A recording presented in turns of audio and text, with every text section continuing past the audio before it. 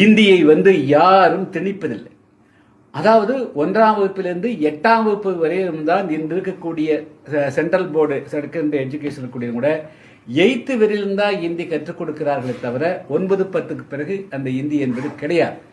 எனவே பக்கத்தில், அதாவது 100 அடி தூரத்தில் இயங்கக்கூடிய சிபிஎஸ்இ பள்ளிகளோ வேறு ஐசிஎஸ்இ பள்ளிகளோ அல்லது ஐபி பள்ளிகளோ வேறு பள்ளிகளிலோ ஒரு இந்தி பயில்வதற்குண்டான வாய்ப்பு இருக்கின்ற பொழுது, அதே போல அராபிய மொழி இஸ்லாமியர் கற்றுக்கொள்ள வாய்ப்பு இருக்கின்ற பொழுது, கர்நாடகத்தினுடைய எல்லையில் ஆந்திராவுடைய தெலுங்கு கற்றுக்கொண்டிருக்கின்ற பொழுது, இது எந்த விதத்தில் திமுக வரட்டுவாதமா விடாப்பிடியாக நாங்கள் அரசாங்கத்தில் இருக்கக்கூடிய பள்ளிகள் படிக்கக்கூடிய ஏழை பள்ளிகளுக்கு உண்டான வாய்ப்பை தட்டி வைப்போம் என்று சொல்லுவது இது சட்டவிரோதம், நியாயமே கிடையாது.